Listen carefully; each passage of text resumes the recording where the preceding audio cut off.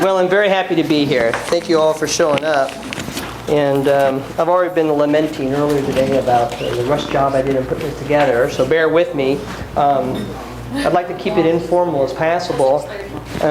Valerie kind of sprang it on me today that we're taping this. Thank you. So anyway, I've got this little microphone, and what I've been told to do is that if you have a question, then I have to kind of repeat the question back so that it gets on the tape. So don't think I'm just being crazy at 5 o'clock in the evening. Anyway, I was going to start off with showing some. I always have a little bit of levity before I get started, and I had some things I was going to fax into or put into the slideshow. I didn't have a chance to do it, so I'm not going to. These are actually overheads, but this is one comic that's one of my favorite ones. I don't know if anybody can see that. Can you see that? There's like a nurse talking to a patient sitting on the table there. And it's real funny because what it says it's either a boo-boo or an owie, but the doctors need to run some more tests before they decide. There's some other ones, but I'll pass them down there once they get started. So, all right. And I did have a funny lawyer joke that I was going to tell if everybody's up to it. Okay, there's no lawyers in here, I don't think, right? So that's the only jokes I know, right? So I'll tell you this really fast lawyer joke. So there's this fellow, he's a doctor, cardiologist, I think, and he's moved out to the suburbs, and he has to drive into work every day. And of course, this cardiologist doesn't really like lawyers. He doesn't like living in the suburbs, but the one redeeming factor about living in the suburbs is that there are a lot of lawyers living there. And most of these lawyers are always out jogging on the side of the roads early in the morning. Has everybody heard this one before? Anybody? Right? So anyway, the doctor drives to work. He gets to see these lawyers running on the side of the road. And every once in a while, instinct kind of takes over, and he gets to swerve off the road and accidentally hit a lawyer, So one morning he's driving to work, and he's feeling a little frustrated because he hasn't seen a lawyer the entire way, right? But lo and behold, he sees the priest walking on, priest where he goes to church at, is walking on the side of the road, Father O'Malley. So, he stops the car and says, "Hey, what's up, Father? Why are you walking?" He goes, "A car broke down, I need to get into church." And he says, "Well, I'll give you a ride, hop in, So Father O'Malley gets in, and they're driving down the road, they're making small talk, and at some point, the doctor looks over and he sees a lawyer walking on the side of the road, And before he can really process and think about it, instincts sort of take over, and he swerves. But at the last minute, he realizes, there's a priest next to me. So he swerves back onto the road, but he hears a loud bang. He's like, "Oh, Father, I'm sorry. I thought I missed him." The father says, "That's okay, I got him with the door." Okay. I know lots of more lawyers jokes. That's not all I know, but we'll go on. Okay. So today we're going to talk about principles of detoxification, and what I mean by that is assessment and intervention in the substance withdrawal syndrome. Okay. And it might be a little bit of a misnomer because I'm also going to talk a little bit about intoxication as well as detoxification. Okay. And let's keep it informal. If you have any questions, just go ahead and pipe up and ask me. All right. If it's something I can't answer, I'm going to turn off the mics and move my lips so it looks like I know what I'm talking about. You've got some handouts there. Those are basically the slides I did. And I hope you can read them. They're kind of small, but I made a little space there for notes if you're interested in taking along. So, and then on the back of those handouts, or on the back of the slideshows, I think are a few handouts. The SIWA form, the SINA form, which I know you're all very familiar with. And then also I think I have some signs and symptoms of sedative withdrawal, and then also some of the conversion factors when you're trying to compare one sedative or one benzodiazepine to another for cross-tolerance. So let's move on. I thought what I'd start off with is some basic principles about detoxification before we talk about the specific medications. And really the word detoxification simply implies a cleaning of toxins. But for our purposes today, we're going to say that this is the management of withdrawal syndrome in the physiologic dependent person. Okay? And the definition, and this is an ASAM, American Society of Addiction Medicine definition, is a predictable constellation of signs and symptoms following abrupt cessation or rapid decrease in the intake of a substance used consistently for a period of time. And this is kind of wide open when they say consistently, a period of time, and we'll kind of talk about the specifics when we get to each individual substance, what kind of time frame we're looking at, but it varies. The definition does imply that there's a few things that are happening. One is tolerance, which means that you get less of an effect or a desired effect to that drug the longer that you use it. And that implies that neuroadaptation has taken place. In other words, something is changed in the brain that makes you respond differently to that particular medication. and perhaps have just the opposite effect when you take away that medication. So that's what I'm saying here, opposite of pharmacologic effects. And in other words, in the withdrawal syndrome, you usually see symptoms that are just the opposite from what you expect to see if you were to take that medication. Okay? So basic principles. Goals of detoxification: provide a safe withdrawal, obviously. Provide a withdrawal that is humane and protects the patient's dignity, something we all do a very good job of here. And that hasn't always been the case in some facilities. Prepare the patient for ongoing treatment. And I should have probably highlighted that because detox is just a very small portion of the treatment. And I think we understand that very well here. The idea is to keep the patient safe, get them off the medication, and get them engaged in treatment. Okay? So prepare the patient for ongoing treatment. Important. Now, general principles. The initial assessment is vital to establishing a plan of care. You know, this is like so important, and this is the part where you guys really play the biggest role as nurses. Excuse me when I don't speak directly to the counselors. I know there's some counselors here too. But the initial nursing assessment, I mean, you know, the nurse is who the patient sees initially and evaluates the patient initially. And the plan of care is usually established, in most cases, telephonically with the medical provider based on that nursing assessment. So this is an important point to keep in mind. The severity of symptoms cannot always be predicted. And I'm going to say this over and over again as we talk about today. It'd be so nice if we all had a real recipe. We say, oh, person's using this. They've been using it for this period of time. We know this is going to happen. This is how we're going to treat it. I wish it was that easy. We have general guidelines, and we have to be very flexible. And there are lots of instances where you cannot predict the severity of symptoms. And I think you guys are familiar with this too when we see a patient come in who's been drinking really large amounts of alcohol for a long period of time, and it seems like they have minimal withdrawal symptoms. And just the opposite, the person who hasn't been drinking that much and they seem to have profound alcohol withdrawal-like symptoms. So, you know, as human beings, of course, we're all unique and the brains are different, and some people have more symptoms than others. All you can get is a general guideline. These are important points, especially when you're communicating with a medical provider so you can make some determination about appropriate detox. Duration and the last use. In other words, how long ago before the patient last used that medication or that substance, and how long have they been using it for, the amount, any previous withdrawal experiences. This is important because it kind of gives us a clue about how bad the withdrawal is going to be or not. Okay? And because of something called kindling, we may talk about that a little bit later, there is a syndrome where a person who undergoes a withdrawal or detoxification from a certain substance, and then they get sober and they relapse, it seems like they have more pronounced symptoms that last for a longer period of time, the second time or the third time or the fourth time around. They call that kindling effect. Okay? So knowing if the person had significant withdrawal in the past is important. You know, this goes along with saying too, the patient that tells you, last time I was having withdrawal, I had a seizure.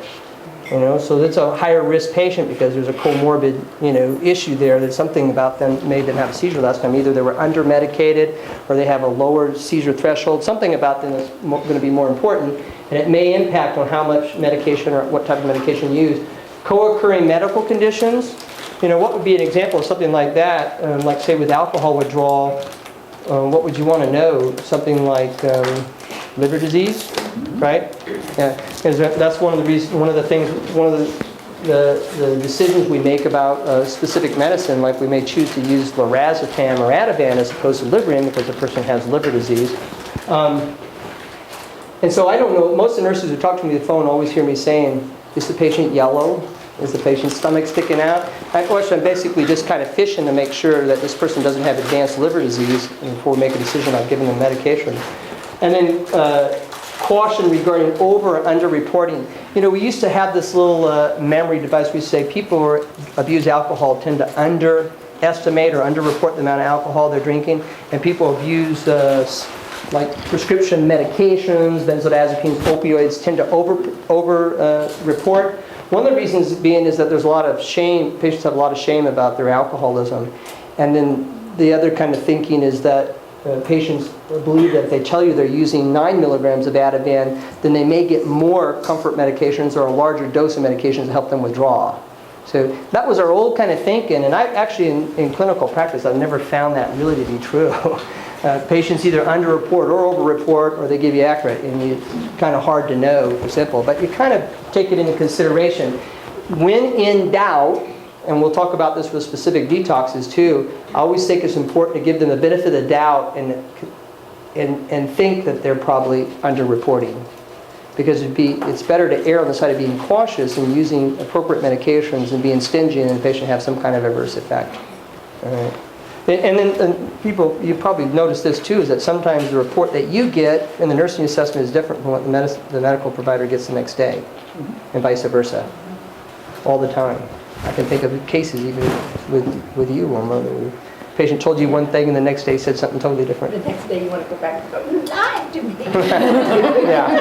Yeah. Okay, so the duration of detoxification is not clearly defined. We'll talk about this as we go along. Protracted symptoms are always passable. We have general ideas in our mind, like if we have someone who's coming off of heroin, we kind of think that they're probably going to require detox for 5 to 7 days. However, some require a longer amount of time.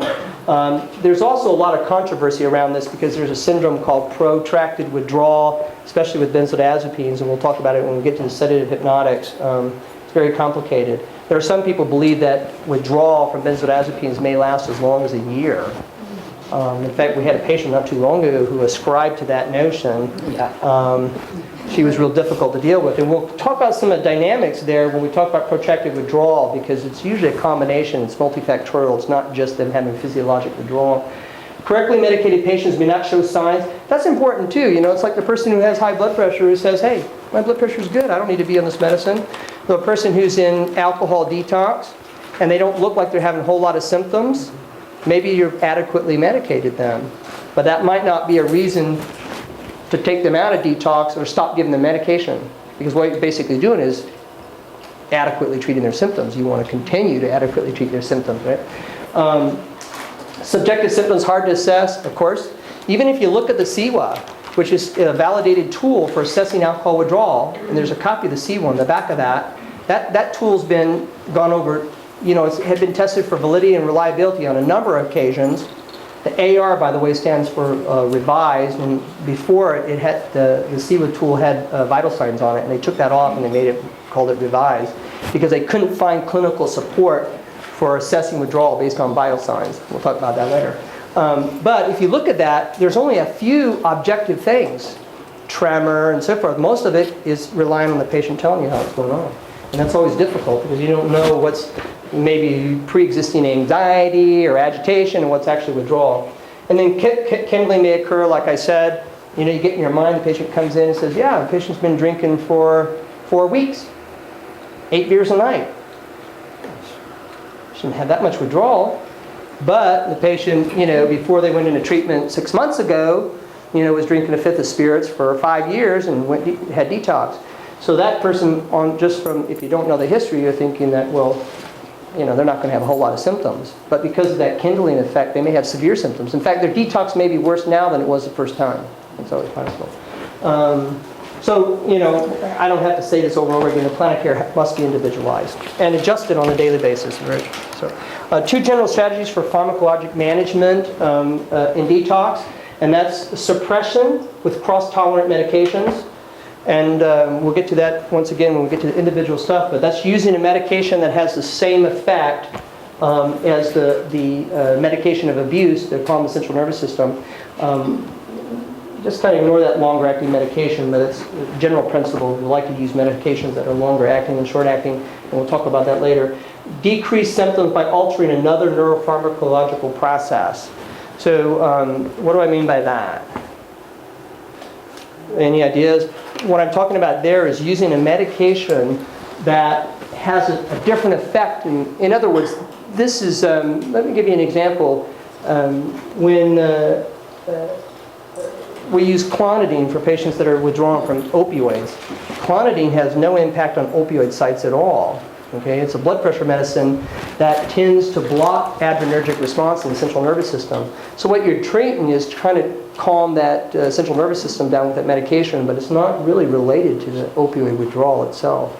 So you're using a different medicine, and basically sometimes we refer to that as comfort medications. Okay.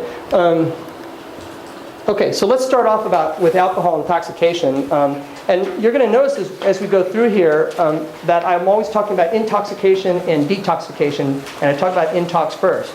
Because we forget about how important this is, especially some things like stimulant intoxication, okay? But it is very important. And I know as nurses, this is something you do every day. You know, when the patients come in, a lot of times you're going out to the front and assessing the patient and just how intoxicated are they? Are they somebody that we can manage here? These are some general ideas in terms of the patient's presentation based on their level of, or their blood alcohol level. 20 to 99, decreased coordination, changes in mood, neurologic impairment, decreased reaction time. This is actually the part, this is where, you know, patients are actually looking for that, you know, that buzz or that feeling like they're disinhibited and they feel comfortable. Start getting up to levels of 1 to 199, neurologic impairment, decreased reaction time, 200 to 299, nausea and vomiting, some ataxia, you know, some difficulty walking. 300 to 399, hypothermia, dysarthria, you know, they can't speak right, amnesia, they forget things. 400 to 799, these are just kind of general, but this is the onset of alcoholic coma. For some people it seems to come, you know, in 500, 600 range, and other people closer to that 800 range, and everybody's different, and we'll talk about that in a minute. But 600, 800, often fatal, obtundation, decreased respiration, blood pressure, temperature, loss of airway, protective reflexes. I mean, this is the patient that's in the ICU that's, you know, going to... By the way, there's some research that says that a patient that progresses to this point, where usually these patients in here have delirium, that there may be as high as a 30% mortality rate in these type of patients. So this is very, very serious, obviously. Now, I should say something now since we're talking about blood alcohol levels. It's very interesting because of the concept of tolerance, two things occur. We see patients sometimes in this blood alcohol range right here that don't seem to be having a whole lot of symptoms because they've developed so much tolerance. Right? And that's the difficult patient or the dangerous patient because that's also the patient that you would anticipate it's going to be a while before they start having withdrawal. But actually, because their brain is so used to running around with levels so high like that, that's a patient who can have profound withdrawal when their level drops to here. You know, they haven't been the classic, you know, 6 to 8 hours, and now they're starting to have withdrawal symptoms. They've sort of their brain is neuroadapted to these high levels of alcohol, and now just the change in the blood alcohol level can have a significant impact on their detox and their symptoms. Okay, so alcohol intoxication management. In most cases, we can manage these patients here. It's always sort of a judgment call on how sick they are when they need to go to the emergency room. In acute alcohol intoxication, where the patient's clinically at risk for airway failure, of course, supportive, protective airway. These are things that happen usually in the emergency room. Intravenous glucose and thiamine. You know, I should actually probably reverse that. You always want to give the thiamine before you give the glucose. Unless you're hanging a banana bag, or there's an ER nurse right there. The banana bags are kind of everybody has their own idea about what's supposed to be in a banana bag. Usually they're multivitamins, thiamine, folic acid, sometimes magnesium sulfate, sometimes with dextrose. Sometimes they wait so that they don't, because if you give someone glucose before you adequately replace their thiamine, because most alcoholics are thiamine deficient, you can precipitate a Wernicke syndrome, which we'll talk about a little bit later. So really kind of reverse those. Give the thiamine first. Alcohol is rapidly absorbed, so induction or emesis is gastric lavage. You know, if this patient doesn't come in, you know, just, you know, 20, 30 minutes after they were just drinking a, you know, ton of alcohol, it's actually kind of a waste of time because it's absorbed so fast. You know, you can't really lavage them or make them throw up. In very extreme cases, hemodialysis can be used. That's a very rare case, patient in ICU that's just not responding. This is interesting. 90% of alcohol is oxidized by the liver. You guys know that, right? Zero order kinetics, so it's independent of time and concentration. In other words, there's a fixed rate. That alcohol comes out of your system at a fixed rate. You can't speed it up. You can't slow it down. All right? The only exception to this rule is the patient that came in, and before they got into the admissions office, they were sitting in their car and they chugged a fifth. Like we had a guy one time who came here and he talked to tech into stopping at a store and he, you know, chugged a bottle of vodka before he got here.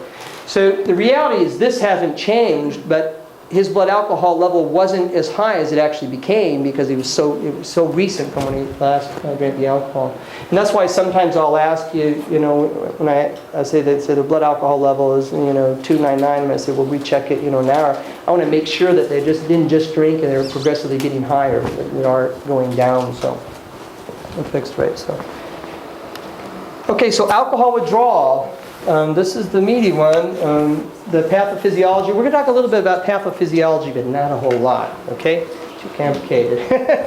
All right, but basically there's two kind of ideas here, and nobody really knows this stuff for sure. Most of these pathophysiology kind of things are hypothesized, and they believe, but it seems to be that alcohol's effect on GABA and basically acts at the GABA alpha receptor sites, which tend to be inhibitory. In other words, GABA tends to be calming in your brain. So if you take alcohol, you drink alcohol, and it acts like GABA in your brain, it calms you down. Okay? There's also some belief that there's an impact on glutamate too, which acts on the NMDA receptors. This is an excitatory receptor. The long and short of it, if you think that alcohol is acting to inhibit your brain or calm it down because it's acting like GABA and excite your brain regarding this, so then if you take away this, you do it for a long period of time, the brain gets used to it, and then you take away the alcohol, you get just the opposite effect. And this is especially important because your brain sort of says to us, okay, we're calm, we got this alcohol on board, and we don't really need GABA. So you stop making this neurotransmitter that's responsible for calming your brain down. So then when you take away the alcohol, you don't have the natural GABA, so everything speeds up. And then there's upregulation in NMDA receptors, so you get hyperactivity in the central nervous system. But does everybody kind of get that? It's not that simple. I mean, it's actually very complex, but it's a neuroadaptive change that's occurred in the central nervous system where you get just the opposite effect when you take that drug away or take the alcohol away. And that's what you see in alcohol withdrawal, is patients' brains are hyperactive, like a person who's almost having a seizure. Just ignore that slide. Okay, alcohol withdrawal symptoms. This is, alcohol generally tends to be alcohol withdrawal tends to be a progressive syndrome. It kind of goes through stages. Now, like anything else, everybody's different, and sometimes it's not impossible to see someone move from this to this. We've seen that happen. But usually there's a progression. 6 to 12 hours from abstinence, insomnia, tremors, anxiety, gastric upset, headache, diaphoresis, palpitation, anorexia. All the things that we're assessing on the CEVA when we're administering medications to the patients. 12 to 24 hours, hallucinosis, visual, auditory, tactile. Most alcohol-related hallucinosis, if they haven't moved into full delirium, tends to be tactile, or feeling like bugs are crawling on their skin, or the perceptual changes in their skin and their surroundings. And then 24 to 48 hours, withdrawal seizures. Most withdrawal seizures related to alcohol tend to be tonic-clonic, or like grand mal seizures, generalized seizures, basically. And then 48 to 72 hours. This is interesting because a lot of people get this backwards. People think, well, you get DTs or delirium tremors and then eventually get withdrawal, but it's not true, really. Delirium, which is a very severe form of alcohol withdrawal, and usually the patients are required intensive care when they have delirium. Withdrawal, delirium, hallucinations, disorientation, tachycardia, hypertension, fever, agitation, mortality rate 1 to 5%, and that's looking at patients that are hospitalized. Okay, this doesn't count for patients who die out in the field or don't make it to the hospital. Okay, so in a hospital setting, a controlled setting like ICU, it still has a mortality rate of 1 to 5% if a person progresses to delirium or delirium tremors. So obviously we never want patients to get here. That's why we're intervening and giving medications. Okay, so evaluation, we already talked about. The CEWA form stands for Clinical Institute Withdrawal Assessment for Alcohol. It's a validated a form that's been tested for reliability and validity. 10-item scale, you have it in front of you or on the back of your things there. 1 to 8, mild withdrawal. 9 to 15, moderate withdrawal. 15 and up, severe withdrawal. And once again, I just got to emphasize, when in doubt, and we'll talk about this over and over again, and this is my philosophy. You guys, I know you guys have heard it before. When in doubt, err on the side of being liberal. In other words, this is so subjective. Oh, I don't know if this is an 8 or a 10. I'd say it's a 10. Okay? And, that thing, do no harm. You're going to do a lot less harm by over-medicating than you do by under-medicating. Right? I know some of you share mine. What? Okay, so alcohol withdrawal treatment. Oh, I got to start moving fast. I only got 30 minutes? Okay, alcohol withdrawal treatment. Benzodiazepines reduce the symptoms, decrease the risk of seizures. Benzodiazepines are the... Huh? Oh, do I have an hour? Yeah. Oh, is it an hour and a half? Yeah. Oh, I thought it was an hour. We're going to talk for an hour. Oh, I need to slow down. That's okay. If we get done, we'll have a big test and we'll do jokes. Okay, benzodiazepines. Oh, test question. Jug of choice. Reduce the symptoms, decrease the risk of seizures. That last part is important, okay? If you use any other type of medications to treat alcohol withdrawal, you may decrease their symptoms, but you don't decrease the risk of seizures. And in fact, you may do yourself a disservice because they look like they're having less symptoms. You use less medication, they have a seizure. Or they look like they're having less symptoms, so you don't worry about it, they have a seizure. Okay? So benzodiazepines, long-acting agents tend to smooth out the course, but there's some risk of sedation. You know we like long-acting agents here. We like Librium, which has a half-hour or a half-life of about 24 hours or longer. As a matter of fact, if you take into consideration the metabolites, the active metabolites of Librium, I think you can make the half-life 200 hours. 200 hours. Okay, so Librium stays on board for a long time, and that's really good because it means you're not running in there trying to medicate the person every 4 or 5 hours. You may still have to with the Librium, but it tends to be a smoother course because it starts to build up in their system. Now, the downside of that is if they get profoundly sedated and they get the medicine on board, it's all kind of catching up to them. We're noticing that. But usually it's not a problem. You can hold the dose and wait and give them some time to clear. By the way, benzodiazepines are really fairly non-toxic. Everybody understands what I mean by that. They're probably, now someone will going to prove me wrong, but I don't think you can find a case of a pure benzodiazepine overdose in the literature by itself. Okay? And patients even taken profoundly elevated doses. The exception to the rule is fast-acting agents like Xanax and Versed that have been used intravenously. But in general, by oral route, benzodiazepines are fairly non-toxic. Okay? And they don't cause respiratory depression by themselves. So the risk is you're not going to make the patient stop breathing just because you made them very sedated. Okay? You might make them fall down, but you're not going to make them stop breathing unless there's something else on board. If there's something else you don't know about, then you could.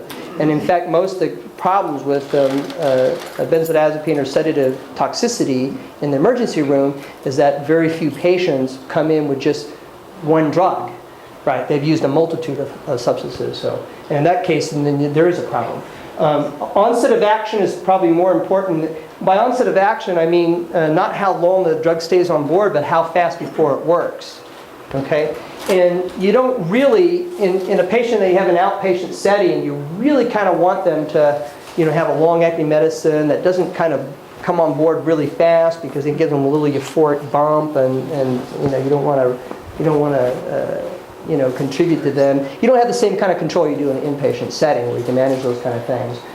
The interesting, and this is funny because like diazepam, for example, is very long-acting, even more so than Librium, but it actually has a fast onset. And when you give patients diazepam, they notice it. And if you really press them, they'll admit to you that it makes them feel good. You know what I mean? So I'm not sure you really want to do that. Xanax, of course, very fast onset. Ativan is pretty fast too. And it's actually a mid, as far as half-life, it stays on board. It's like sort of a mid-action. So sometimes the patient's really symptomatic and you want to give them some relief because they're feeling really uncomfortable and they're scared about how uncomfortable they're feeling. Sometimes using Ativan is a little better because they know it's a fact. And I know that you've probably seen me do this before. Sometimes I'll use both Librium and Ativan and it doesn't look like the Librium's controlling their symptoms because it's faster acting and it's going to get on board faster. So. Chloride epoxide or Librium and oxazepam, which is Serax, are very slow onset. They don't impact in 30 minutes. So, and then the other treatment issue we need to talk about is symptom triggered versus fixed regimens. And by fixed regimen, I mean a patient comes in, they're an alcohol, you know they're going to experience alcohol withdrawal, and you put them on a prescribed amount of medication. Okay, they're going to get 100 milligrams of Librium 4 times a day for a day, and then 54 times a day, and then you taper them down. There's a lot of research that has shown that symptom triggered, which is what the CWIT protocol is, it means that you only give medication when they look like they need it. There's a lot of evidence that patients that are on symptom-triggered intervention protocols tend to detox faster and have fewer side effects. And so they tend to not stay in detox as long and have fewer side effects in terms of medication. I would say that probably, maybe, what do you think, maybe 75%, 80% of our patients are CWA for alcohol, and then another 20%. Sometimes I put a patient on routine medication, routine Librium, and symptom-triggered intervention, especially if there's a comorbid problem like they're not just pure alcohol. Like maybe they're also using some benzodiazepines, and maybe they're using enough to have benzodiazepine withdrawal, maybe not. They had a seizure last time they went in withdrawal, even though they had a lot of Librium. This is maybe somebody that, I want to guarantee that they're going to get some medication. And then put them on a routine dose, and then in between doses as needed, and then you can taper them down. Okay. So, but there is, the symptom-triggered intervention does work well, and it's actually been tested by looking at seizure rates and patients leaving treatment, and it's as good or better than fixed routine protocols in the literature. So alcohol withdrawal, benzodiazepines, I consider them to be the gold standard of treatment of choice. You can use other medications, for example, barbiturates. Actually, the only barbiturate that's ever been studied, there's pentobarbital, seconal, and various other older ones. The only one that's ever been studied really is phenobarbital. And phenobarbital is very efficacious for alcohol withdrawal. It's very long-acting, like Librium. In fact, half-life of phenobarbital, I think, is 90 hours, something like that. Very long. And it has very strong anticonvulsant effects. So, it meets the same criteria as a long-acting benzodiazepine. There are some drawbacks to it because it is so long-acting, so much longer-acting, as if the patients get toxic or they have some side effects to the phenobarbital. It takes a lot longer for those side effects to go away. And then some patients feel icky on phenobarbital. And that's an antidote. I don't have anything in the literature that says, patients feel icky on phenobarbital. But just clinical experience tells me that a lot of patients feel more depressed or they feel run down. And that's one of the side effects of barbiturates is a sedation and depression, But a patient that comes in with mixed alcohol and maybe polysubstance like benzodiazepines or sedatives and stuff like that may be more of a candidate for a barbiturate or phenobarbital. Other agents, beta blockers can reduce some symptoms. Once again, they're in no anticonvulsant effect because you can give someone a beta blocker and it'll calm them down, because its effect, but it slows their heart rate down and they might feel better. They may even lose their tremor. It makes their tremor a little bit better. So you might make them feel a little bit more comfortable, but it's having no effect at all on as an anti-seizure medication. And seizure is one of the big risks of alcohol withdrawal. So this might be the patient that you get them looking a lot better on the beta blocker, and then they often have a seizure. What about people who are already on, an anticonvulsant type medication for like a mood disorder? Yeah. Would that work? I mean, if they're, these people who have all these problems, like say they're already on Withdrawal or they're already on... Yeah. No, those anticonvulsant medications don't show any efficacy. Unlike phenobarbital, which is actually a sedative, that's why it's an anticonvulsant, not because it's special class anticonvulsants. Anticonvulsants do not treat alcohol withdrawal. They may calm the central nervous system a little bit. They may have some protective features in terms of seizures, but they don't really treat the alcohol withdrawal, so you need to treat them still. You need to treat them with a benzo. But I mean, if you're worried about seizures and they're... Oh, would that lower their risk? Yeah, that's... Yeah, maybe. But there were some real interesting studies done on patients that had seizures during alcohol withdrawal, and they took those patients, and next time they came in for detox, they put them on Dilantin as an anticonvulsant, and had no impact on seizure rates at all. Yeah, and there's actually nothing to support treating a patient empirically with anticonvulsant. Yeah. So in other words, somebody says, I had a seizure last time I was in withdrawal. Go ahead and put you on Dilantin. There's no case for it. It doesn't seem to have an impact.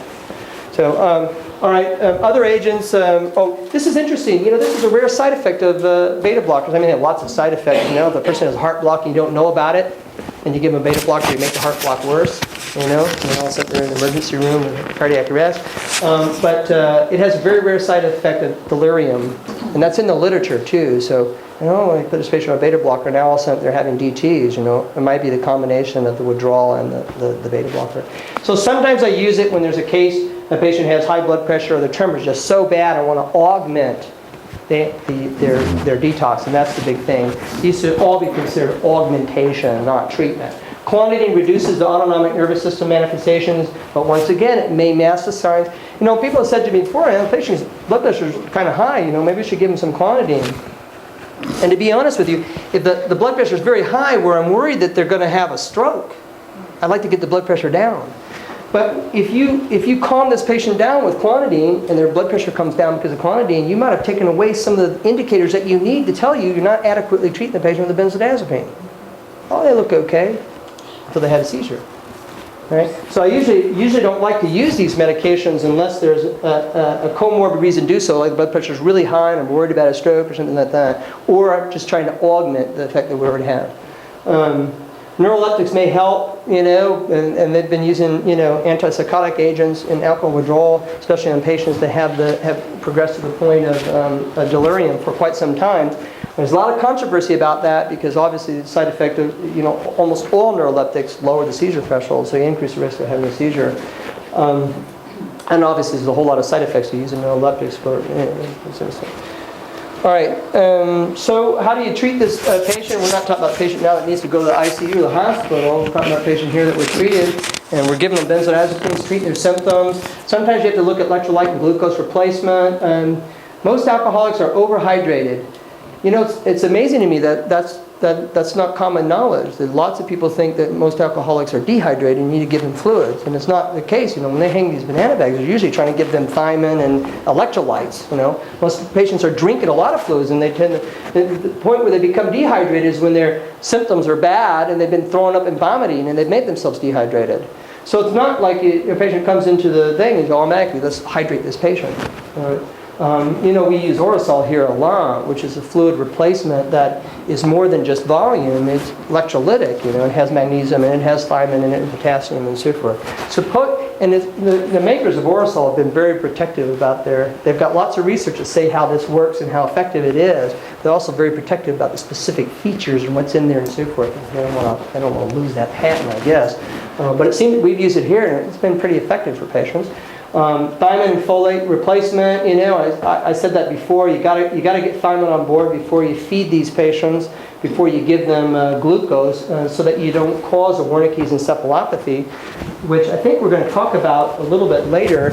Wernicke's encephalopathy is basically acute brain syndrome, and you know it's very complex. In fact, the pathophysiology and thiamine in the central nervous system, and how you needed to do this and do this, and the end result, if you don't have thiamine, just like someone who's been lost in the woods, you know, for 2 weeks and they're not eating, they're basically in a starvation state.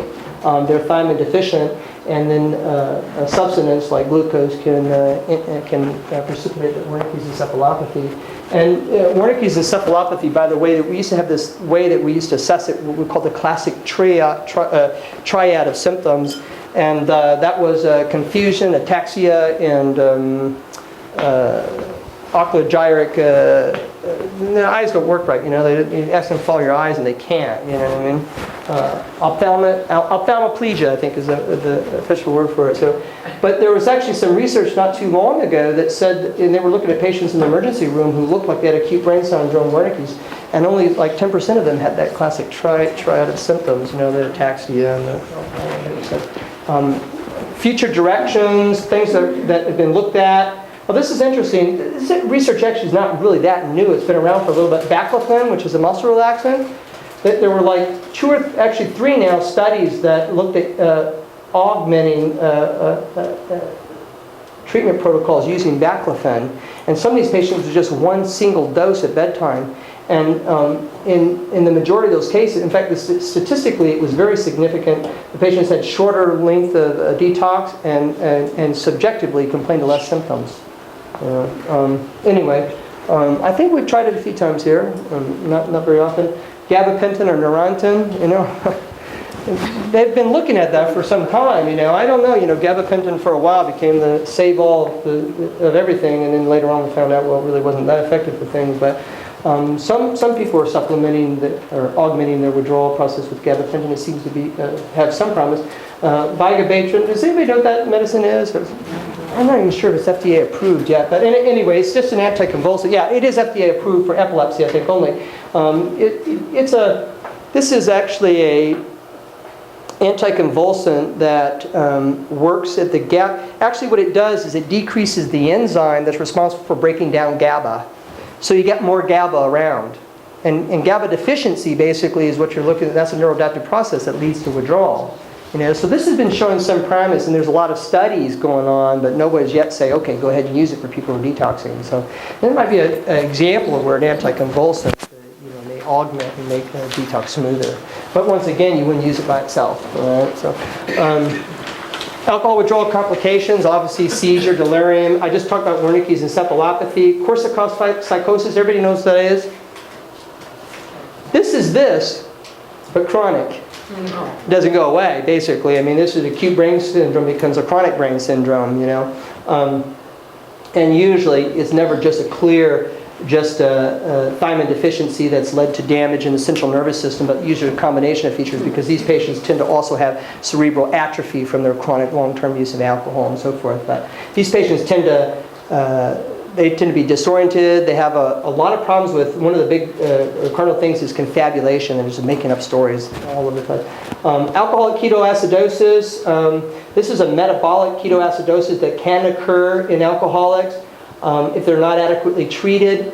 It's a little complicated too because it's not like the classic ketoacidosis. It also has some other features that doesn't seem like ketoacidosis. But usually, what you see in this individual, and a proper fluid replacement is usually treatment and rest. But usually, what you see patients that get ketoacidosis tend to be the patients that are binge drinkers.